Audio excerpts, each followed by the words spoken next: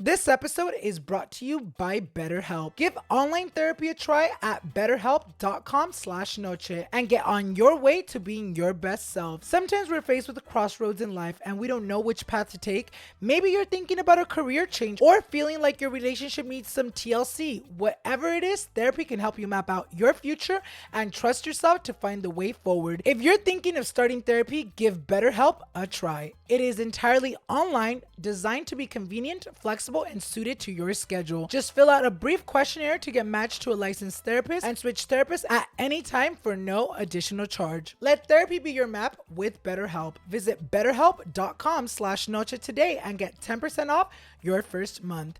That's BetterHelp, HELP.com/noche. Now let's get started with today's episode. I was getting ready to go and then my friend texts me. She's like, "Hey, are you okay? Like, I'm so sorry." I'm like, "What are you talking about?" The funny thing is I had texted my mom. I was like, "Hey mom, like, are you good? Like, everything's okay?"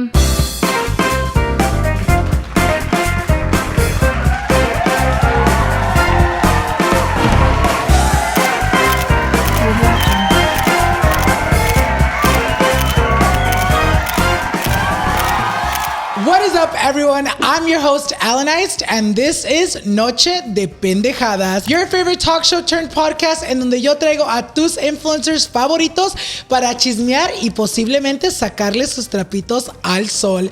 Please help me welcome tonight's guest, Jenicka Lopez!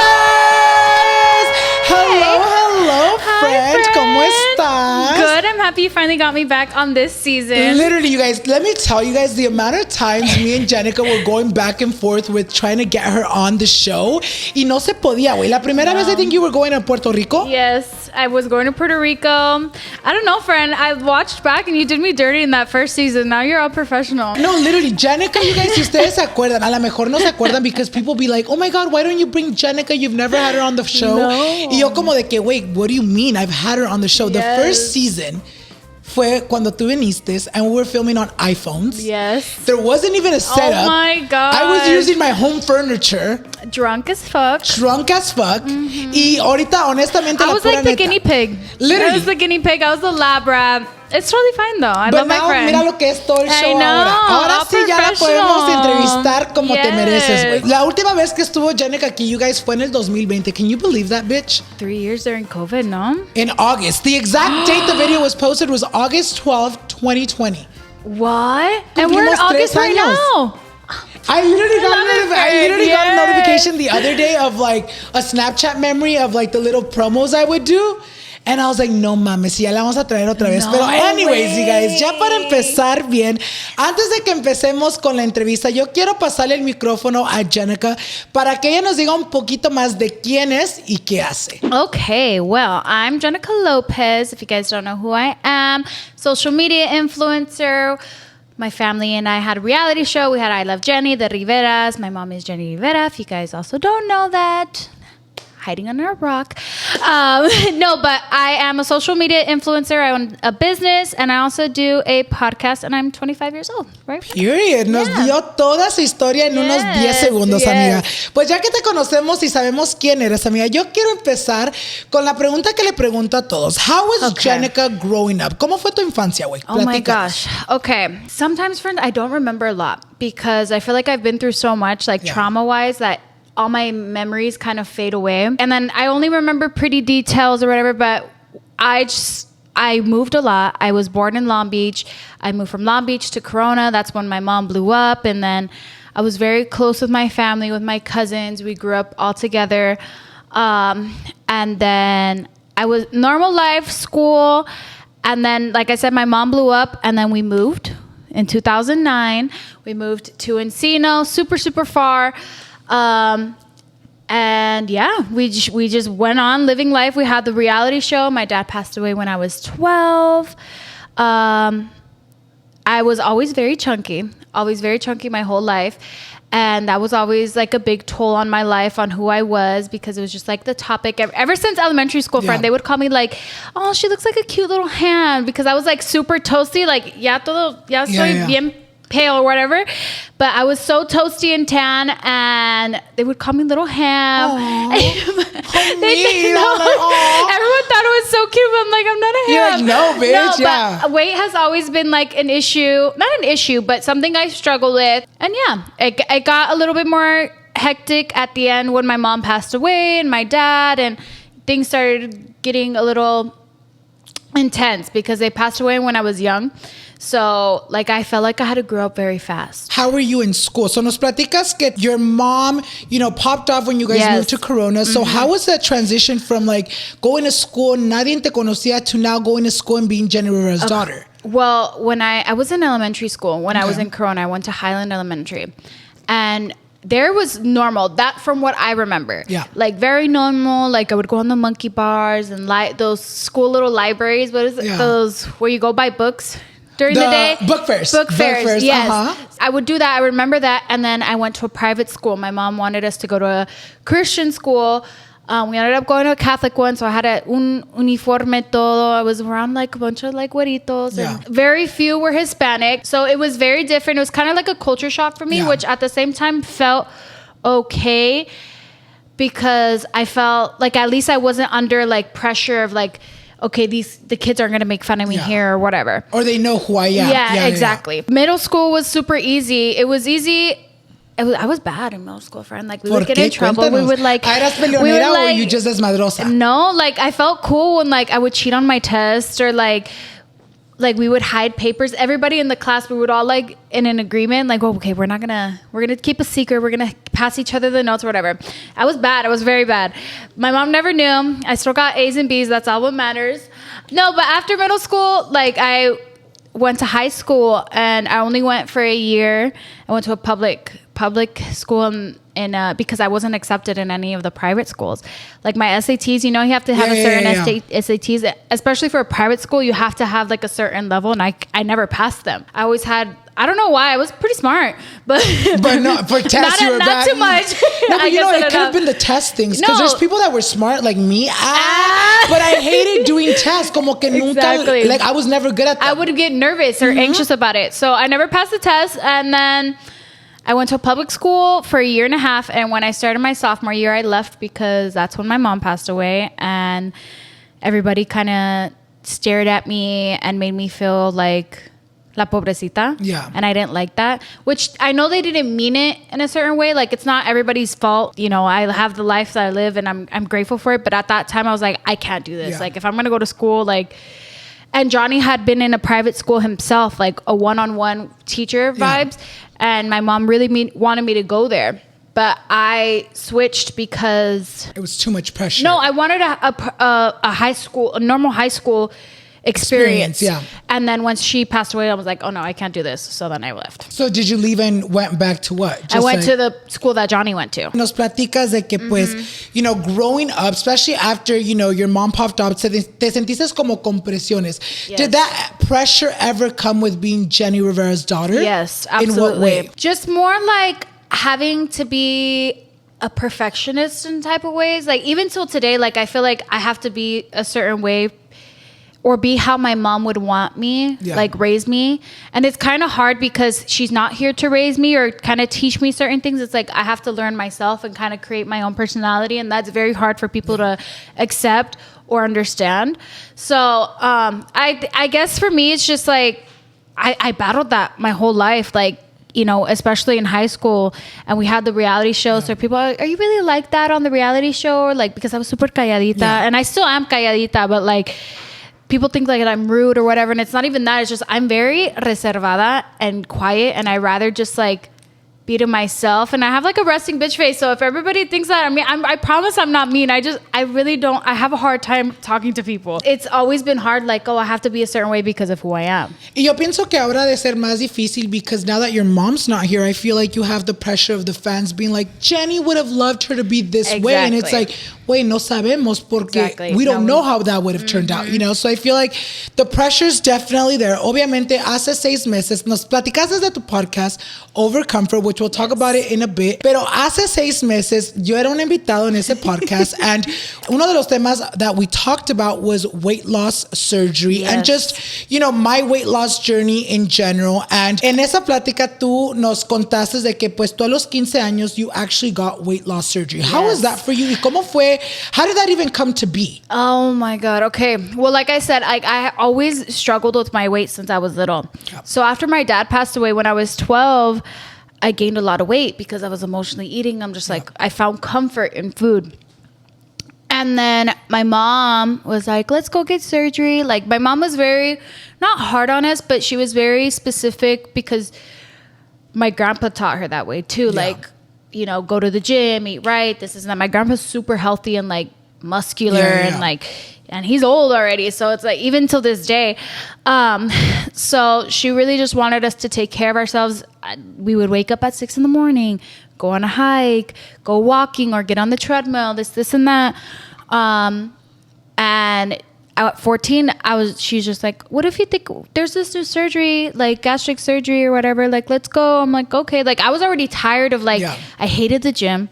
I was already tired of like doing all this shit. I'm like, okay, if I eat less, like, I'll be fine. Let's go. I was down. I had said yes. Yeah.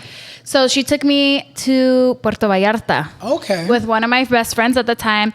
And we went to go get the surgery and that was it. But it was like when it was first discovered. So I feel like it was like not fully discovered. Again, you being a guinea pig. Yeah, like I was a guinea pig. First the podcast, now the surgery. Yeah, it was literally that vibes though, right? It was like, and it worked. It really did. I lost a lot of weight for my quinceañera. I got it at 14. By my quinceañera, I was like super slim and like, you know, I looked good and cute for my quince. But yeah, and then my mom passed away when I was 15, so it kind of reversed. And like my stomach stretched out again. Because you started eating more. Obviamente, you know, a los 15 años es una edad súper temprana. Getting the surgery at such a young age, did it affect your mental state in any way? To this day, maybe, yeah. But I think overall, not even without the surgery, I feel like my mental health, like the way I think about food or the way I see myself, like it would be the same even without the surgery because I've always struggled with my weight because of the reality show, because I'm in social media. Like I have to watch what I eat or watch what I do because, you know, te juzgan, like, and it sucks. But it even with or without, I feel like it'd be the same. This episode is brought to you by BetterHelp.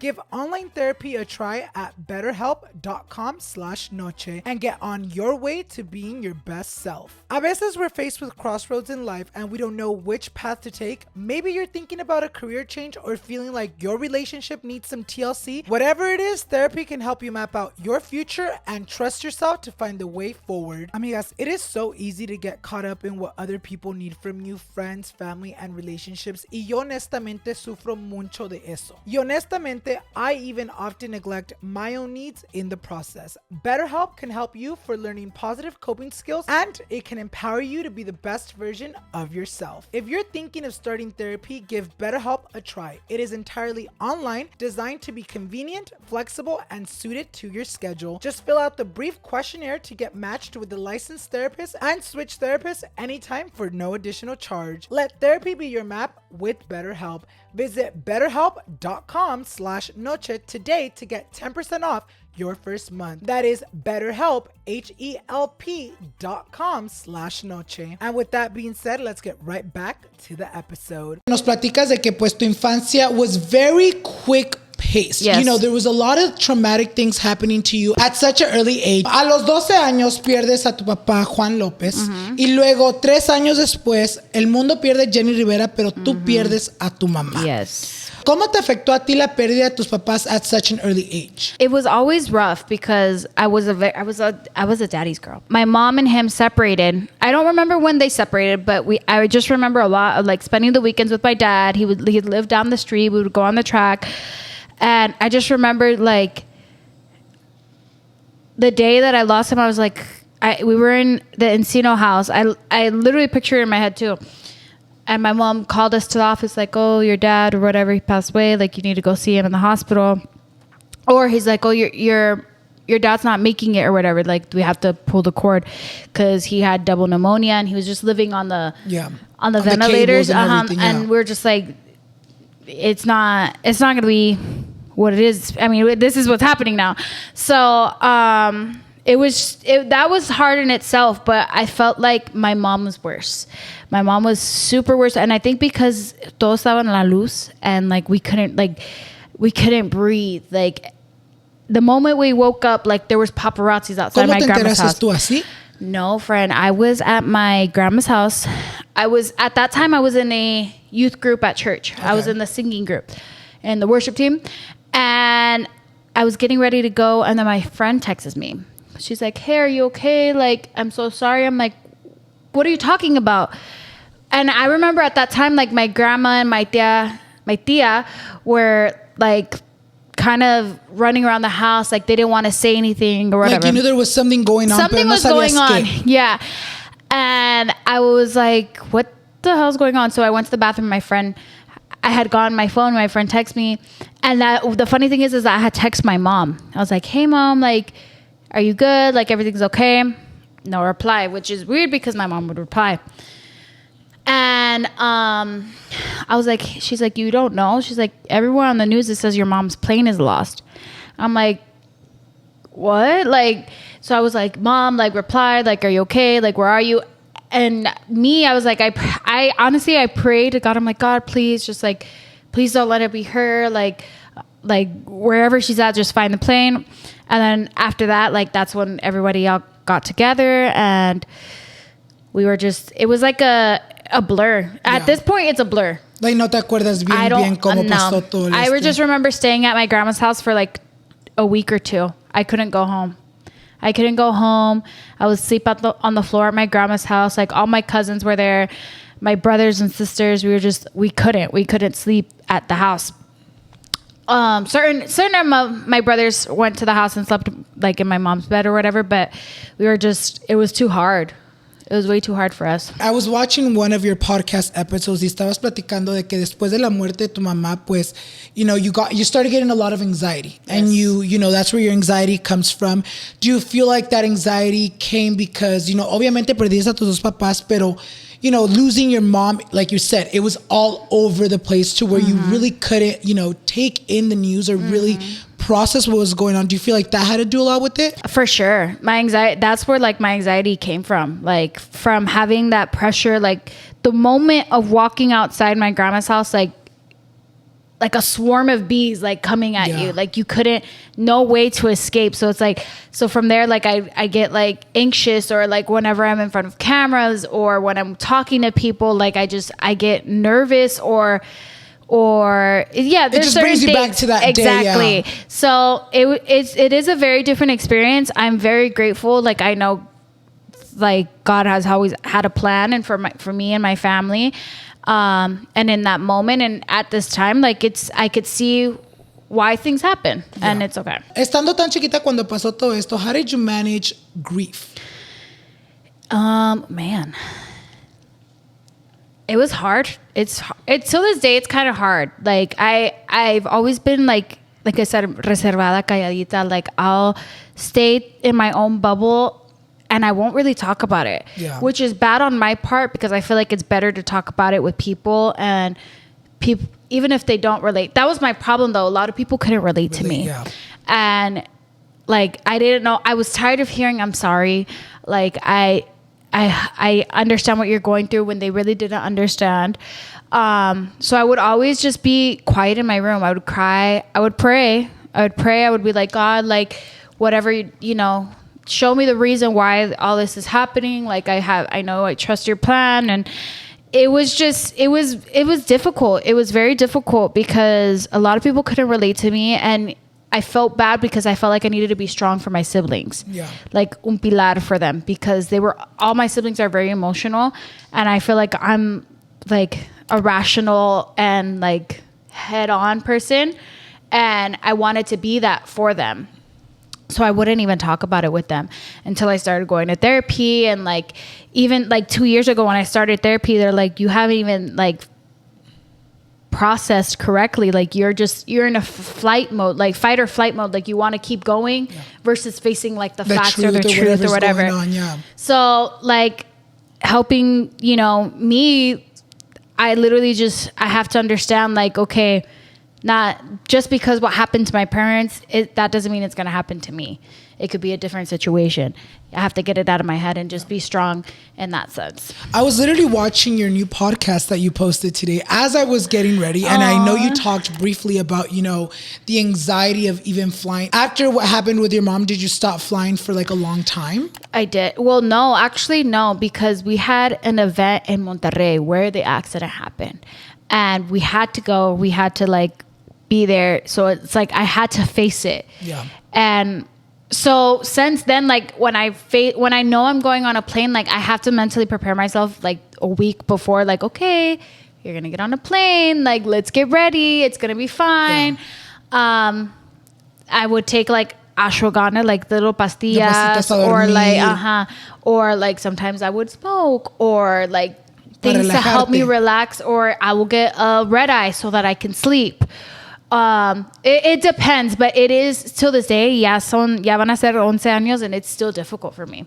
It's very difficult. It's like, it's a process, but, and that's that I want to travel the world. Like I want to get better so I can go ahead and travel and go visit the places I want to go see. Like you almost feel like what happened limits you in the today world because you're like, oh, no quiero que me pase algo. Exactly. El miedo. It's the PTSD too, right? Like the whole trauma of it. Exactly. And although my mom's was like a private plane, like I still have that problem with commercial planes because things happen all the time. Pueden pasar, uno nunca sabe. Exactly. It's like they say that it's like, it's different when it's really not.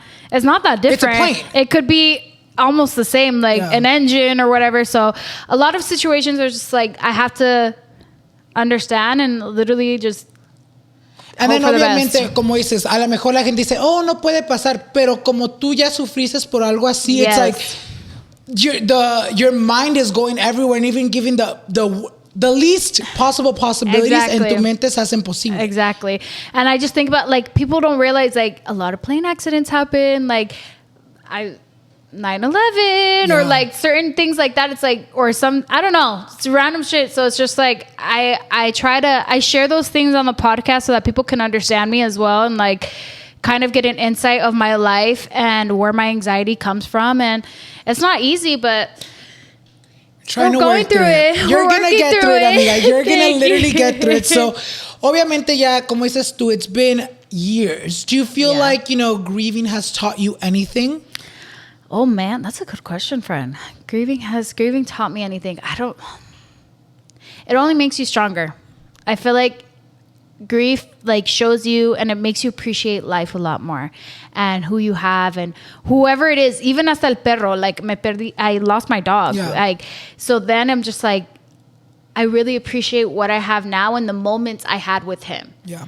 So it's just literally like living in the moment and enjoying who and what you have right now. And I feel like I see that a lot with you because, you know, obviamente la gente no te mira siempre con un chingo de gente. Siempre te miran con tu grupito. And I see how, like, there you are for the people that are around you. Y miro como, you know, aprovechas cada momento porque como uno dice, you never know when it's going to be the last day. So I feel like it for sure taught you something. Que es algo que tú ya ahorita ya, you know, been going through that, you know, you've been still, you know, dealing with it, like trying to process it, trying to heal. What's something que a lo mejor tú le puedes dar como consejo a lo mejor alguien que está mirando el show that's barely going through it or is going through something like this? Oh man. Well, my heart is with you guys, whoever has a similar experience to mine or is going through anxiety or depression. I just want to say that there's hope. There's reasons to be alive. There's people that love you and that are there for you and care for you. Even if you may feel very alone in like a crowded room, just know that there's that one person that will hold your hand and hug you. And all you got to do is just be vulnerable. Talk about it and know that even if they don't understand, that as long as you speak it out like word vomit, you're going to feel a lot more better. and don't give up. Tú has estado en este medio ya por muchísimos años. Desde chiquita te podían ver, you know, in I Love Jenny, in the Riveras. But as you got older and when it came down to what Jenicka Lopez wants, ¿qué fue tu momento as a teen/adult where you're like, you know what? I want to do social media for a living? The journey kind of started when we were in the middle of a reality show. And I wanted to be like a fashion model. And that's when I got my first deal with Fashion Nova, I believe. When Fashion Nova first started becoming a thing. And everybody was on him like, okay, like, let's do it, whatever. I felt good when I did my post. I'm like, I feel like I can do this. Like, honestly, like, I didn't think I could get a job, like, anywhere else. Because everybody knew who I was. Like, I didn't have experience either. So it was very difficult for me to, like, get a job somewhere. I remember even applying at Menchie's, the yogurt. Oh shit. The frozen yogurt place. No, they didn't. And they never told me why or whatever, but I was like, I want to live a normal life. Let me get a job. And I couldn't.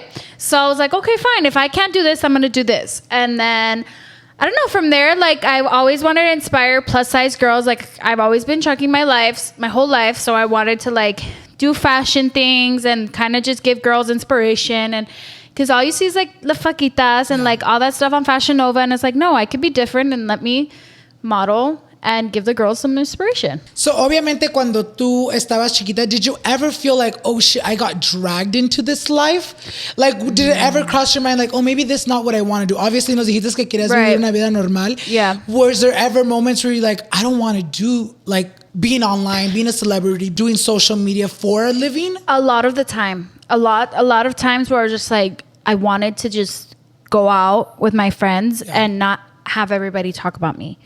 And although some people are like, that's a dream. Like, I want people to like, I want to be able to like flashing lights and cameras. And it wasn't always like that, flashing lights and cameras, but like going to parties and stuff where it's like getting asked like, oh, like, so how's your life with your mom? Or like this, and that. And you're like, wait, no quiero hablar de eso. Quiero tomar y divertirme. Exactly. And when I would go out or whatever, like, I'm just like, okay. So that's why, like, I appreciate, like, you know, you or like the friends that I have now, like, we're all in the same space. Like, we get it. We've known each other for a while. Like, you guys know my story. Like, we can all get along. We drink. We have fun. And, like, it's cool. But there was a lot of times where we're just like, oh, like that was the only topic people would bring up where it's like, girl, like. Yes, exactly. No me miras que estoy en una fiesta. Exactly. ¿Por qué me like, no, ahorita? I want to have fun. And then that's when, like, my head, I'm like, okay, they know who I am. They're asking me this for a reason. They want a picture. What if they record me later on? Like, I gotta act in right. In your drunk self, exactly. saying lo que no tienes like, que decir. Stay sober because you never know what could happen. I'm not messy, but like, but when people case. get vulnerable, you know, exactly. a veces platicamos de más. Like, I remember when we first, I think our first borrachera, not one of our first, I actually got a memory about it not too long ago, was when we did 4th of July here. ¿Te acuerdas? Oh, yes, ¿Te acuerdas? right. Hace años, with amigas. The twins? Karina, yes. Myra. My whole house estaba llena, you guys. Llena. Yes. And I remember even then you already felt comfortable because yes. ya nos habíamos juntado. And it's very moments like that because obviamente, you know, we got drunk.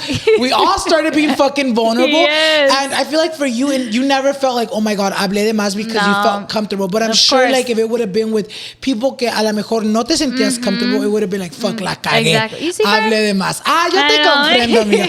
So obviamente, you know, you talk about, you know, having the pressures of being online. How do you deal with haters now? Or was there ever a moment in time on that it would get to you? Oh, yes. Oh, yes. Even then, like, I would not want to do social media because of the comments. But I'm like, you know what? Like, someone's going to hate for something all the time. Like, and I have to be okay with that. Like, I'm not going to just end all of this because someone doesn't like me.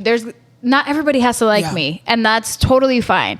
But I just kind of filter them. And if not, I'll have my manager or I'll have my friend. I'm like, go through the comments, delete whatever. Like, but I have to be engaging as well. Yeah. So like, I'll reply or whatever. And then I have the filtered ones on, like certain words. I'm just like, these are not words allowed. Like, don't comment this and I won't see it, which is totally fine.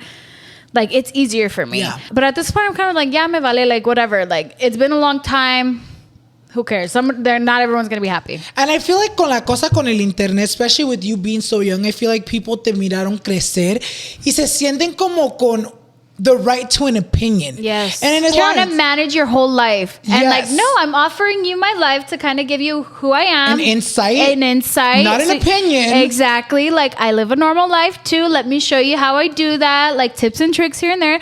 Doesn't mean you tell me what to do, though. What's been the hardest thing that you've encountered doing social media now as, you know, an adult? Oh my God. I think just the opinions. Like, they want to like run every aspect of your life. Like, if I'm not doing something right at the gym, like, it'll be a whole thread in the comments. It's like, girl, no, I'm just showing y'all what I'm doing. Exactly. Yeah. Or like when I'm cooking or whatever, like, they could say it a certain way, like, oh, maybe you should try this. Like, those comments are fine, but it's like, no, girl, don't do this, or you're go doing to this. It wrong. Exactly. Like, and it's just like, no, I think that's probably the hardest. Like, just seeing those, and it's just like, ugh, like, you guys live your life, I'm gonna live mine. That's it. Una cosa que yo siempre he dicho is the misconception que la gente les tiene a ustedes online. You know what I mean? I feel like all these chisme channels, or just like cuando se hacen polémicas, la gente nomás las pinta de una manera que like nada que ver. It's like, girl, that's not even the case. How do you feel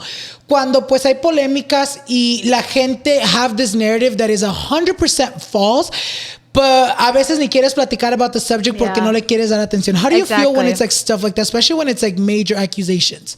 Oh my, it's so annoying sometimes, friend. It's like another one. Like, there's always some type of issue with my family, and I've kind of just, I'm happy with who I have right now. Yeah. Like, my siblings, and we're happy with what, we have our own conversations. We're like, okay, like, we're not going to talk about it. Like, people take it out of context. People do things. They say things. They clip videos or whatever. And it's just like, there's no time. There's no time to explain. I know what I feel in my heart and what intentions I meant it with, or just in general. Like, I know, I don't know. I'm secure with who my family is and what we do. And whatever anybody else has to say, then that's on them. Sometimes I'm just like, when it's one thing, it's like, oh, like this is my time. Like, you guys don't hear me say things. A lot of times, this is going to be the time I say something. I'm just like, it's not worth it. It's not worth it. It's literally the response that they want. They want people to clap back and say stuff. And it's like, I'm not going to give you the time of day or the clout. Y al fin del día la gente va a creer, and they're going to take home what they want to take home. Si ya te miran como mala persona, if they see you as this or that, no matter what you say, sometimes it won't even fucking change, because at the end of the day, esa gente pues se dedica just to make you feel like bad. Yep. Y eso es lo que quieren. And after responding to that one, then they're like, pero, exactly. Yes, dude, literally. Luego empiezan con otra pendejada. Ay, no, pero esto, no, no, cállense los hijos. Ustedes nomás quieren chingar. Exactly. Literally. We talked about your podcast. Hace 8 meses empezaste tu podcast Over Comfort, which is a podcast donde tú les das a tus invitados a judgment-free zone para que pues ellos expresen y platiquen de su vida. Y pues hoy en día ya estás en la segunda temporada, amigas. Congratulations. Thank you. ¿Cómo te sientes? ¿Qué es lo que inició that new venture? Well, I've always wanted people to understand me and to understand guests. And I feel like social media has like, you have one face and then the other face. And it's like, I want people to see the vulnerable faces of me and my guests and kind of get that picture of like where they came from and why they are the way they are, or who they are and what they're doing today, and kind of just have those uncomfortable conversations, because sometimes these guests don't even talk about things that they've been through. And for me, I've always said it, there's always growth in uncomfortability. Like, you can't be comfortable and grow at the same time. You have to just get out of the bubble and really be vulnerable with people. So that's what started it. I wanted to be uncomfortable myself, like to be able to talk to somebody and give advice and talk about the tips that I learned through therapy as well, like help people, because that's like my main like goal in life. I just want to help people. Y te miramos hacerlo mucho. So obviamente con tu podcast, I feel like we see a new side of Jenicka que antes nunca mirábamos. We've seen you cry on the podcast. We've seen you open up about topics que obviamente a lo mejor antes you wouldn't do. Do you feel like it also serves as therapy for you, having the podcast? Absolutely. And even like with the guests too, like they'll come and they'll be like, oh wow, like that was like therapeutic for me. And for me, it's like, I need to say this. I want to say this, and someone's going to relate. If it's just one person, that's totally fine with me. Like, as long as someone can relate and they're not alone. Hoy subiste un video. I literally related so much because I feel like in the beginning of my podcast, a lot of people were like, Alan, you don't let the guests talk. Yes. Alan this, Alan that. I'm like, bitch, I get excited. Yes. Me emociono. ¿Cómo has estado tú, taking all that hate in? Well, it was hard for me, friend. Like hasta el día de hoy, like I was nervous uploading that episode today because I'm like, people are gonna think that I just want a pretty party or whatever, and it's like, no, like I want people to understand the other side of things. And like, how it does, like you were messaging me about everything and like, making sure everything was good, and it's the same thing I do with guests as well. Like, let's have these conversations. Are you okay with this? Like, and even then people won't believe it, but I know, again, like what I'm doing in my heart, and I'm not perfect. We're not perfect, and it's totally fine. Like, I understand, like, as long as I know that I want to get better, and for people to know that, like, this is just a conversation. It's just to have fun, and I may not ask everything in specific, or I may ask too much, but as long as the guests are fine, and it's a progress. Like, it's a journey. Y yo pienso que es lo que la gente se le olvida. At the end of the day, you guys, look, the way I see it is, I have a podcast that, I bring my guests on. Some of them talk about their chismes, some of them don't. But to me, as an influencer myself, también yo sé cómo se siente uno. Like when I went on your podcast, pa' que le crean, güey. Everything we talked about was prior agreed to. Obviously, tú me preguntas, like, hey, friend, quiero platicar de you coming out, quiero platicar de tu surgery. Y yo a todo le di green light, pero hay a veces donde hay gente que no se sienten comfortable. And that's fine. And it's fine. You know what I mean? Because it's like, ¿pa' qué vas a obligar a alguien de hablar about something that they're not comfortable about even speaking on their own? It's better to ask before than to ask literally on the spot. And that's literally what we do with everything. Like, I'm not gonna, because I would hate to do that as well. Like, obviamente, si hay como un polémica y quieren saber, like, se le pregunta a uno primero, like, hey, are you comfortable talking about this? Si no se respeta, porque yo también como influencer, hay a veces cosas que la gente empieza a hablar about online that I'm like, I don't feel like giving that attention to that, polémica, or I don't feel like talking about a certain thing because maybe I'm not ready to talk about it then. Agree. So, obviamente, yo he visto todo eso. ¿En dónde miras tú a Overcomfort in the next 5 years, amiga? Oh my gosh. I don't know. I'm just focused. I don't know. I'm focused on getting whatever I can right now because I just want to touch hearts. At the end of the day, like, I want to be able to open up a foundation for people for like mental health and like foster care, and really just reach out. Even if the podcast ends, at the end of the day, that's what my main goal is as well. Like, I'm going to help somebody at some point, like with something. So I don't know. Right now, the podcast is doing good, thank God. And we have our guests are lined up, and hopefully another season, we get another season. But I do Overcomfort in general is just to help people. It's like, it's not just the podcast. It's like a whole thing. Porque también tienes tu línea de merchandise que se llama Overcomfort, right? I have Overcomfort, and I want to launch, my necklaces and like glasses and merch like that. And at some point, again, like for it to get to a foundation at wherever, get enough money and to be able to donate it all to like foundations and all that stuff. That's so sweet. That's all cute. He opens up a foundation tomorrow. I'm like, no, but that's so sweet because it's like tienes un plan más grande de lo que ya tienes. Like your main goal is like, maybe we can help people through video, but like I wanna physically help these people, like help them get out of hard times physically. Which is such a great thing. Y yo sé que tu podcast va a llegar muy lejos, porque ya ahorita ya está llegando lejos, güey. Ya para terminar esta entrevista, amigas, ¿qué le espera a Jenicka? Oh my gosh. Well, this year I'm turning 26. My birthday's coming up. I want to be able, like, I don't know, I feel like I can't stop saying it, but I do want to help people again. Like, I want to go here and there. I want to go visit places, volunteer. So that's like the first thing on my heart. I want to buy a new house. Ooh. Yes, I am currently in the process of moving. So that is just one of like my main goals right now. And then I want to bless like my family this year. We're going on vacation again, and I really want to focus on family time. And obviously, I don't know, social media, like it's different. It's different now, and I don't know. It's like new do you eras, feel? right? Yes, Yes. it's a lot new eras, and I'm kind of figuring out the way. Like, do I want to still do this, or do I want to? Like, I'm getting older. Like, I want to find new things, find new ways to make money. Certain ways, like maybe OnlyFans. Would you do OnlyFans? I've thought about it, friend. She really wants to help everyone, hasta los guys.